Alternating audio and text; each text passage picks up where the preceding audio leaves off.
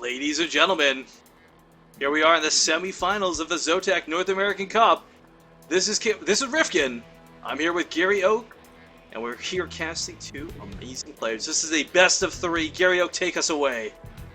All right, spawning in the top or the bottom left-hand corner of Daybreak, it is our red Terran player representing CMStorm. It is Polt. His opponent in the upper right, he's playing for Quantic. He doesn't have that red. It's the blue Zerg, Massan. I'm really worried, Gary Oak. I'm really worried, but not for Massan, for Polt. Because Polt's got a monster coming at him. I don't know, man. I'd say the other way around. Polt's pretty sick. But that's the problem. Polt's been king of the monsters for so long, he doesn't expect a lesser monster to usurp him from his throne. We'll see. It is the Poltac Cup after all when he plays. Yeah, pretty much. He has been cleaning house lately. Him and Hyun just kind of trading off. I wonder if they got a secret agreement that's like, look, I'll play this week, you play that week. We both get $100 type. They alternate weeks. They have been the champions of the ZOTAC Cup, but Massan has won in the past, I believe, for Wings of Liberty. I'd have to actually go look that up and confirm, but I'm pretty sure it was either him or Massa. I mean, they got similar names, but either way, $100 on the line for those who don't know, winner take all. So no small chunk of change. We're not quite there yet. Well, That's to get there, the right to play for $100 is on the line. It's not like the money isn't on the line right now, though. Because I mean, you get knocked out, you still lose your opportunity. But that's true. But if you win, you don't get anything yet. Now, guys, to explain why I say Massan is such a scary powerhouse, you've got your good players, and those are your players who know the game. They've got good game sense, good reaction, great micro, and practice a lot. Then you've got your really great players. These are players like Massan and like Polt. Polt, I can't say, like, I haven't watched him, like, he has streamed in the past, but he cut it for WCS. Of recent days, everything he's been doing has been so tournament-oriented. Massan, though, this guy ladders every night. He's got a Twitch channel, Massan SC. Go check him out, because not only is he very good Zerg player, he's intelligent, he connects with the chat, and this guy, I joked about it, but really, he's a math wizard. Like, if you've ever listened to him talk, he knows exactly how many Banelings you need to deal with, exactly how many Marines. Small little details like that. That's what you actually need to know to be really good at Starcraft. Well, one of the things. Yeah, part of throwing this game is over-dedication, one way or another, and if you know exactly what you need, then you will never over-dedicate. Now, it's not to say Massan's not without fault. Earlier today in the tournament, we did cast the game, he had a really bumpy wall, to say the least. So he's not perfect, and I'm not trying to paint him up to be better than he is, but Massan is a damn good Zerg, and he represents North America hard. Now, I know Polt also North America, but guys, you gotta put your love with Massan. I mean, Gary won't. We're both scumbag Terrans, but I'm just rooting for the underdog here. I hate Zerg with a fiery passion. That's just me, though. Like the flaming gonorrhea that they are. Something like that. Well, I'm a little curious what Massan will go for, because I know for a fact he was watching those past games with Polt. He saw TVT, and I know it's not the same, but you get a good feel. You know how crisp your opponent's build orders are. I imagine he's seen Polt play many times before this as well. Yeah, and it's Polt. Polt has a style, and he almost never deviates from it. Yeah, his openings he can switch up, but his end game is always the exact same. So Massan knows what to expect. He knows that Polt's not going to miss his timings or make any really terrible mistakes like that, so he knows what he's against. We're going to talk about setting a goal. I mean, we're going to see Widow Mines all over the field. We're going to see Marines, and Polt's just going to do a lot of drops behind that. Massan, I've seen him shut down drops on his stream. I've seen him do lots of things, but Polt is like that next level multitasker, Gario. He'll micro his Marines, he'll split against Banelings, and he'll drop you all at the same time. And he'll keep his macro up. Like, yeah. In other words, he's Korean. And he is going for that quick third command center. Massan will go with Roaches. This is such a cool match because both players are really good and they both have a pretty decent task ahead of each other to win. Like, on both sides. I would love if this was like our North American version of Innovation versus Sulky. Just have players repeat builds type thing. Oh god. I'd rather not that happen. Well, I don't know. It'd be cool. It's not a best of 7, of course. It's only a best of 3, so same opportunities would not be afforded. If this was a repeat, then Massan would go 0-2, and it'd be over very quickly. Yeah, and Well, we do have a really nice wall off from Massan. I like this because it will really cause a lot of traffic congestion for the Hellions, and he has a really good creep spread. So oh my god, this is a very Gary good Oak. step one. I don't know how I didn't catch that. Sorry, I wasn't looking at Polt. I was too busy talking up Sulky. We've got Blue Flame Hellions. This isn't just Hellions. Ooh. This is Blue Flame Hellions. Now, of course, This is Blast from the Past.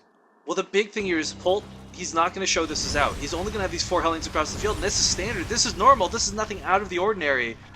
If Massan saw another 2 or 3 on the field, his Overlords are positioned quite nicely.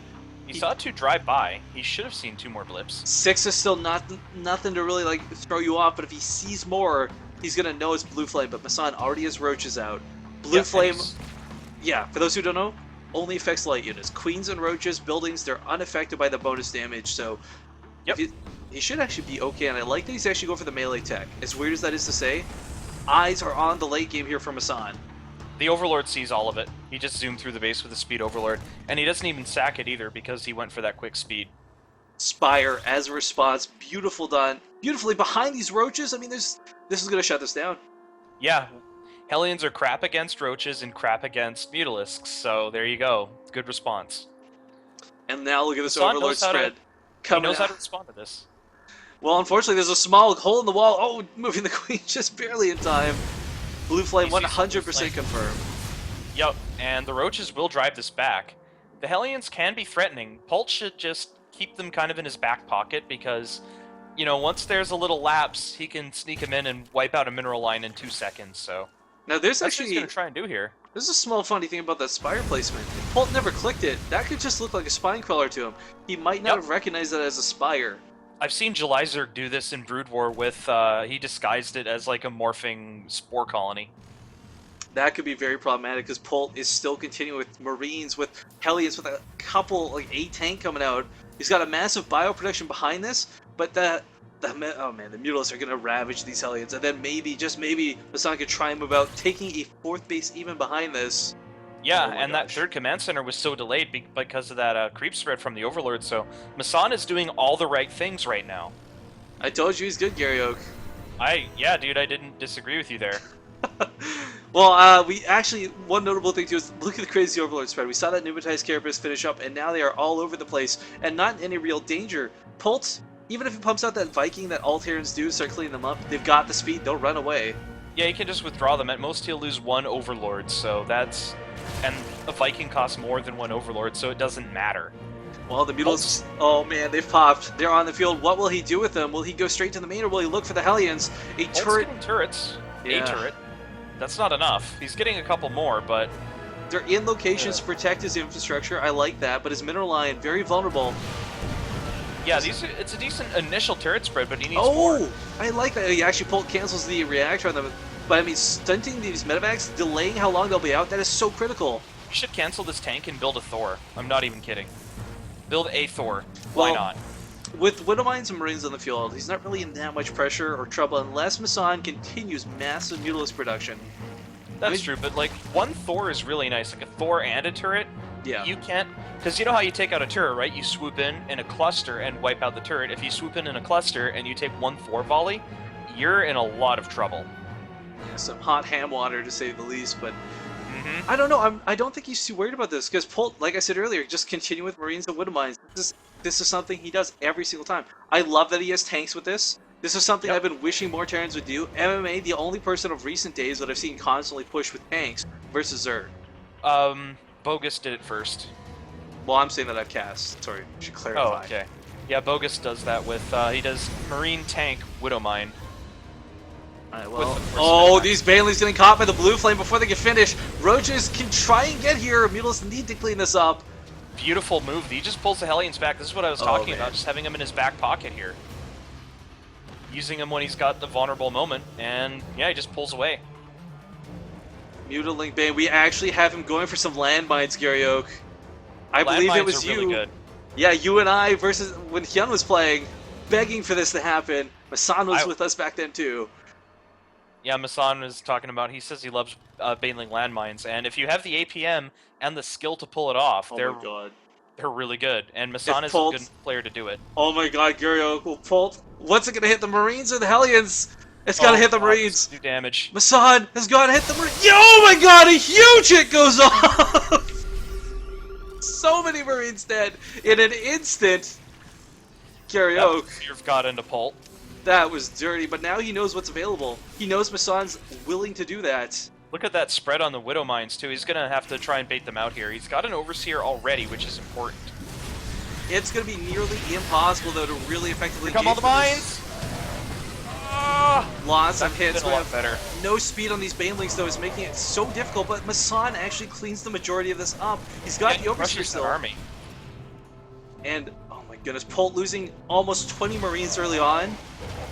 Yeah, that Baneling landmine hit plus just Massan's really adroit handling of that engagement. Polt's Look at this really coming pushed again. back now.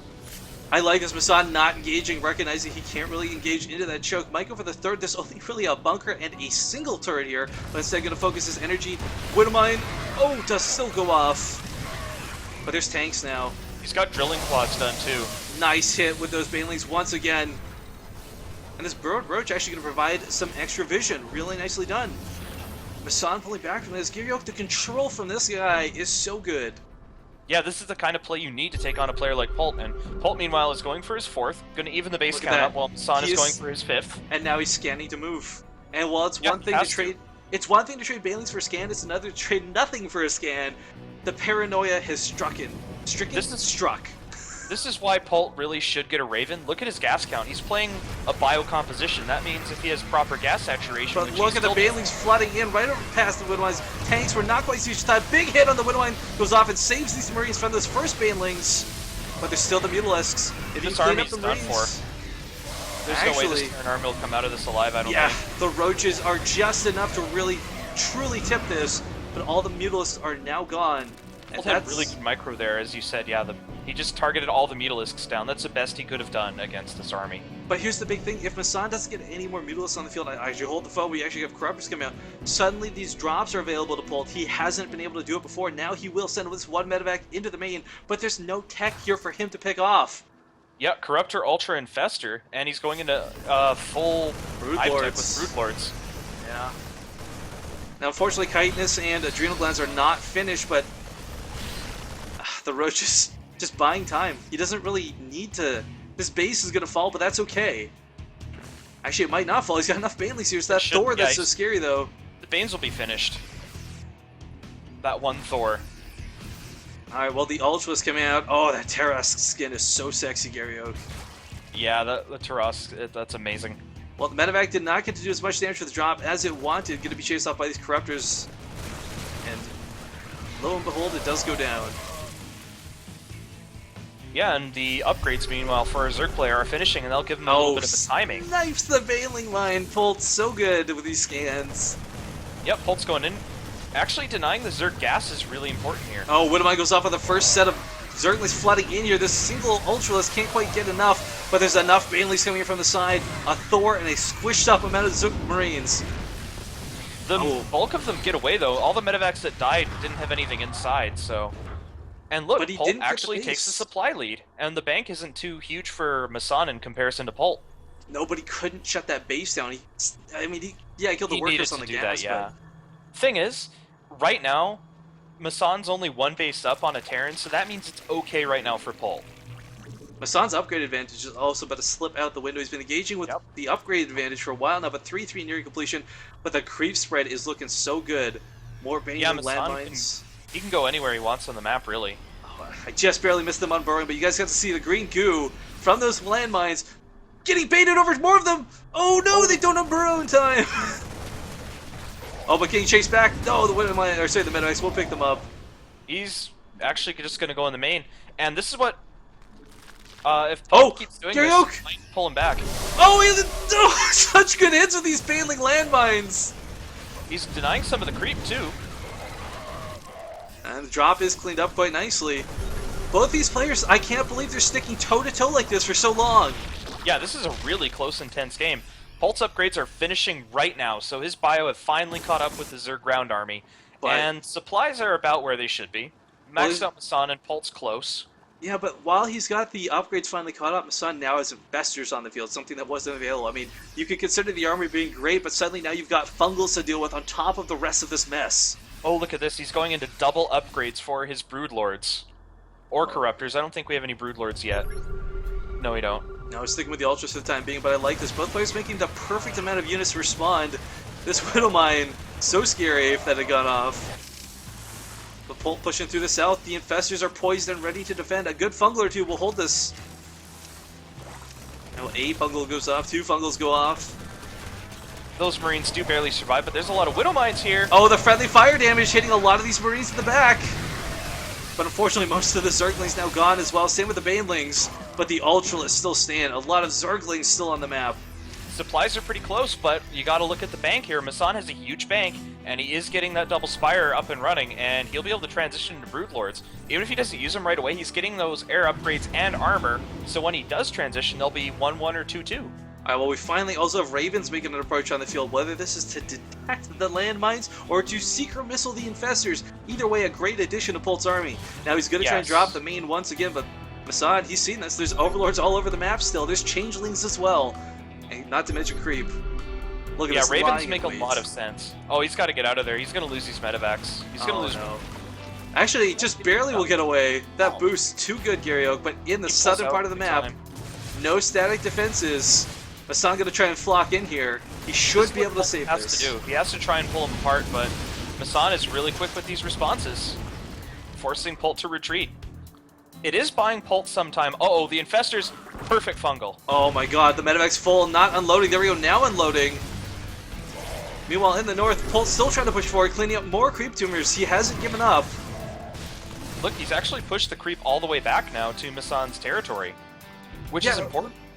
Yeah, I mean, take a look at the resource loss, guys. I mean, this has been very even, but the sad reality is Massan is getting slowly pushed back. He's losing that map control little bit by little bit. And while currently he's on 5 bases, Polt's been holding that. He's been holding him with 4. And I think Massan just scouted it. No, he hasn't scouted it, but when he sees it saturated, he'll know about the space. It doesn't matter because he's... Oh, if he sweeps up north with that army, he could take out that command center. And he's still doing the Baneling landmines. I like that he's consistent with this. So many players would give up. They'd be like, you know what? Whatever. But trading for those scans, for the Ravens, whatever, it's worth it. But look at the spread on these Widow Mines, Gary Oak. This is going to be impossible to engage into. He now sees the base, but the planetary's done and the +1 range is done. Building armor's getting there too. You know what? I'd love to see 2 Broodlords, or even 3. He's going to do a Baneling run by. He's just going to Baneling that planetary down, but there's a Widow Mine there. Gary Oak, like, I really want to see him make 2 or 3 Broodlords just to start soaking the Widow Mine hits. There's so many on the field. He should, and there's a burrow, but he's baiting it out with the beach balls. Yeah, Basetradetv not a bad choice. Nice fungals going down, but unfortunately here comes the secret missile. This full health infestor. He's got to move it. He burrows it, and oh, beautiful hit, takes it out. That's too much Zerg, but is this an efficient trade? No, the Banelings can't quite kill as much as they want to. Planetary staying alive thanks to the repair, and now the Ultra's being taken care of. But it's got +2 armor now, and yes, this gets pushed back. Polt saves the base. This is critical, because now we're on even bases, and there's only 2 expansions left on the map. Yeah, Massan has... He's taken some pretty heavy hits to get to this point. These queens can transfuse. They're going to go down. They should transfuse before they do. Yeah, there we go. Trying to use their energy. Yep, get everything he can out of every unit. But those corruptors he saved just die. Oh, Gary. Oh, these 2 Banelings. Oh, and they're in the scan range still. Oh, that was so close. That could have actually done a lot of damage. Those Marauders were red. They would have blown up too. Oh my god. The intensity of this game just due to these little burrowing tricks here or there. Love it. Yes. He needs to get more gas geysers, even though he's got 3 fully saturated bases. He needs to get more because he's getting more Ravens and he's actually out of gas. Now he realizes his mistake and he's getting 2 more geysers, so he's going up to 8. I want to point out too, we've seen almost no drops coming out of Polt. And that's because Massan's been shutting them down. Polt wants to drop so badly.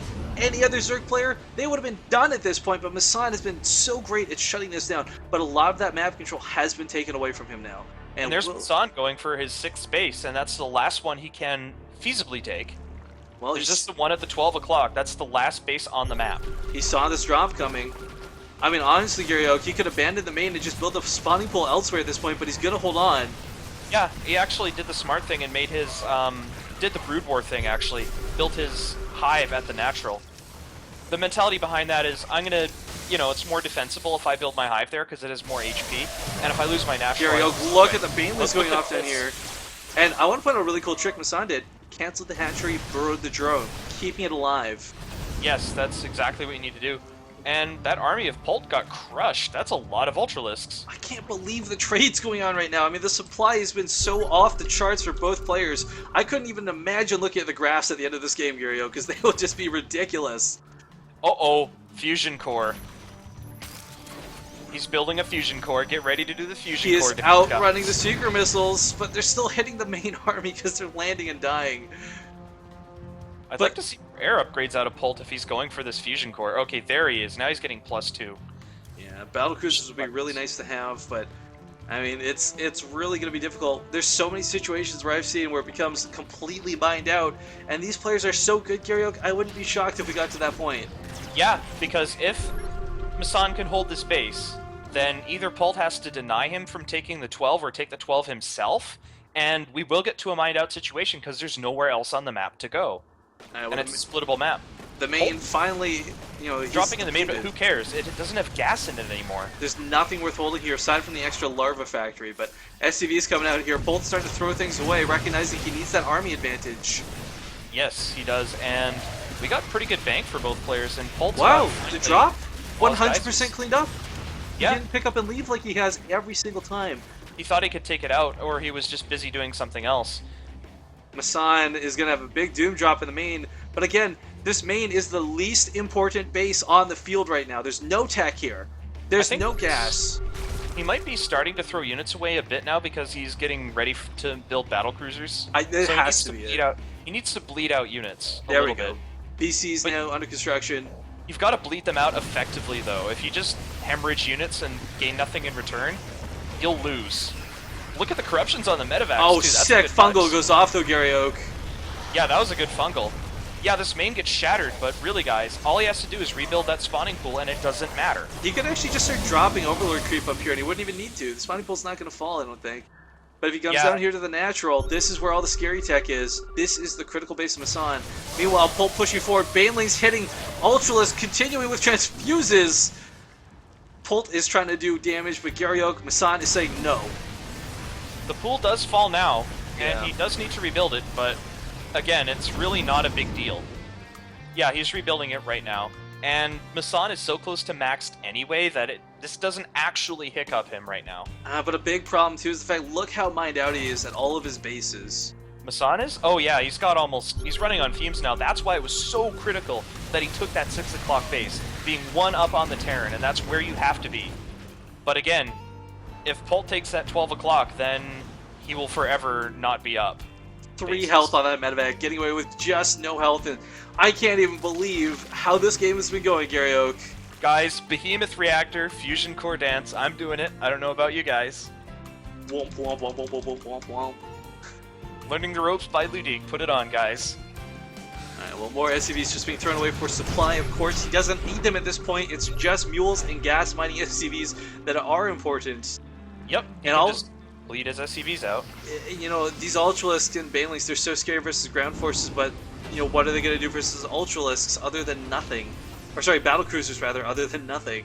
And, yeah, look at this. And, yeah, Broodlord's Ultras. Oh, no, I can't hit air. And there's the 12 o'clock being taken by Polt. He's trying to secure it, but Massan's like, nope, can't let that happen, because Massan knows as well as you and I do. He cannot let Polt get to 6 bases. Polt, actually, I want to point out, we talked about Massan mining out, Polt getting very near that as well. Continue with these drops, does get the infestation pit. Very nice pick off there.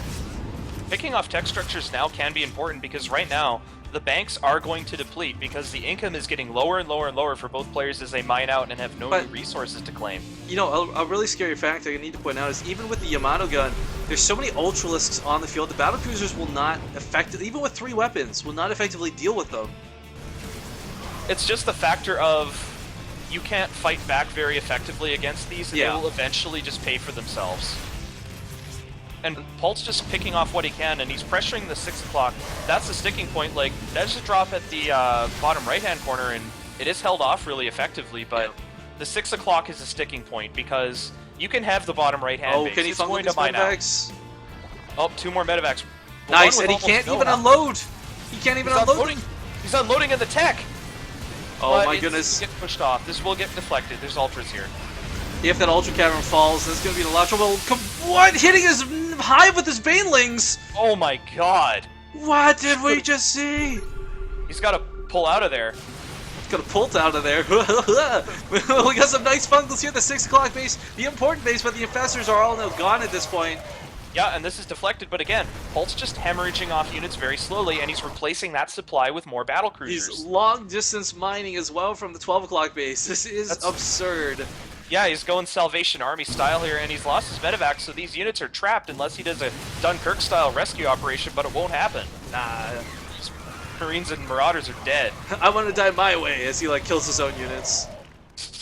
Yeah, that friendly fire was pretty sick. Guys in chat are just obsessing about it. But look at the Ultras. There's a whole line, a whole map line worth of Ultralists, a dividing line. But where are these battlecruisers? He's got a freaking like Maginot line here. It is that like the center base. Oh, dropping creep in the north. A really smart choice. That's important. Doing little moves like this is huge.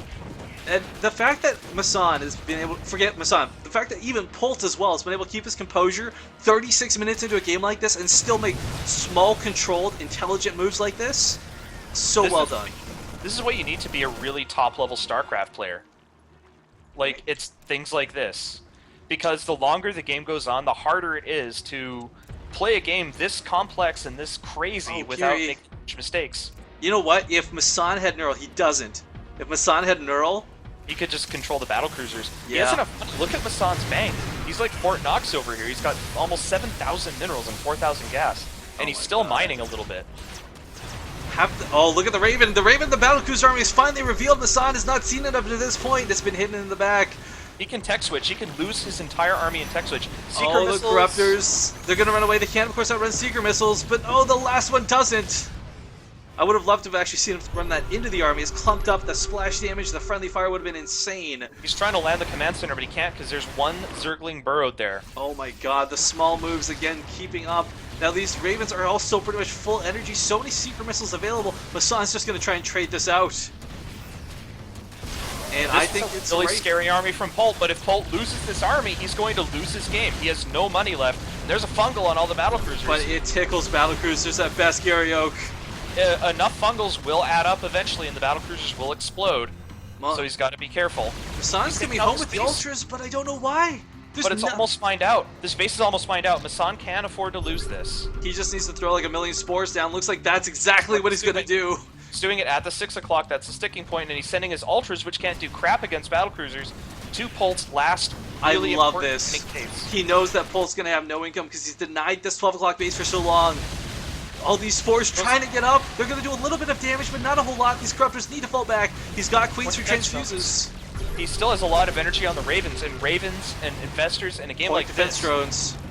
They're going to be worth it. Point defense drones and Seeker missiles are just going to win him the game if he's not careful. Massan, he's building a hatchery in the north underneath the command center. That's what he needs to do, because if he has that base and Polt doesn't, Massan will suck up all the resources on the map, and Polt will starve. Massan, meanwhile, has completely depleted that massive bank. And the one thing I am so concerned about, Massan can't build anything else. He's got all these spores, but there's enough Seeker missiles, sorry, not Seeker, point defense drone energy that, I mean, here comes the Marines, the Marauders, a small amount of them. Massan, his army not where it needs to be, coming in from behind. The Ultra is going to get here in time to save this. A fungal goes off. A lot of the Marines. And this is what you need in a game like this, and... There's the point defense drones. He's got to run the Seeker missiles in. He's got to run them into the Ravens! They're all going to go off! They're going to go off! Yamato guns as well! But a lot of the Corruptors still alive. More Seeker missiles or point defense drones going down. The Vikings charging in here. Yamato guns left and right. But the Ultralists, what can they do? They need to go offensive. There's no point in keeping them at home right now. The Corruptors, and if he runs out of anti-air, he does not have enough money to replenish it right now. But the Spore Crawlers are not covered by all this point defense drones. They can actually take on this army. Oh, Massan, just get over top of the Spores. You need them so badly. But he's losing so much. Oh, and pulls back. Oh, these Queens are exposed, and yeah, burrowing won't save you. There's like 1 billion Ravens on the field. He's building more Corruptors with everything, but he's running on fumes. The Transfuses, the point defense drones, energy for energy, but it's just buying time. Massan, meanwhile... Yeah, that's what Massan needs to do. He needs to buy time. And look at the supplies, they're so close. Oh my god, the Corruptor's engaging away from the Spore Crawlers. He needs these Spore Crawlers so badly. needs to pick off those PDDs because they'll last for a good while. Yeah. Fortunately, he doesn't really have anything who can do it. Corruption And going down on everything.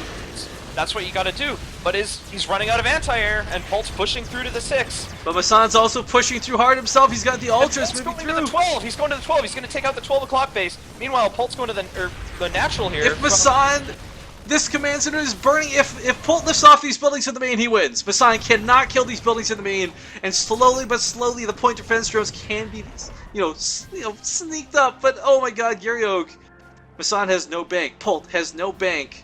Neither of these players can do anything. And he lifted off everything. He's like in control here. He just power lifts his whole base. Without Ultralisks, there's only 2 Corruptors on the field, 12 Ultralisks, 9 drones. And he's building Spore Crawlers. I'm surprised. I mean, we've got point defense drones, we got Yamato gun.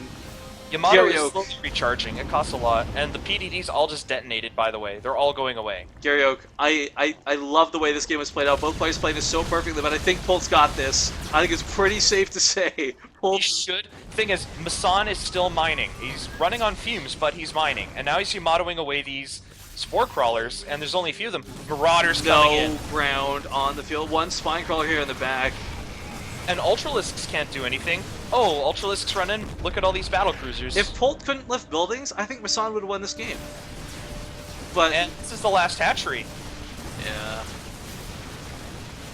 Now these Corruptors can and should survive. But he's got enough Yamato. He could just Yamato the hatch down. But even so, I mean, it's... Look at this. He just lifts up his army, and more Ultralisks just die for nothing. Massan can build another hatch, but he doesn't have an army to guard it. And there we go with the fall of the hatch. But okay, Massan's just going to push in. He's like, you know what else can I do? I know the buildings are floating, but these Ultras aren't going to do anything at home. He's got 6 drones left. Where are those couple Corruptors? I mean, if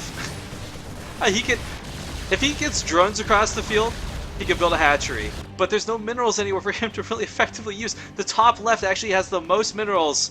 He could try and go for a hatchery in the top left, Gary Oak, but would it be worth it?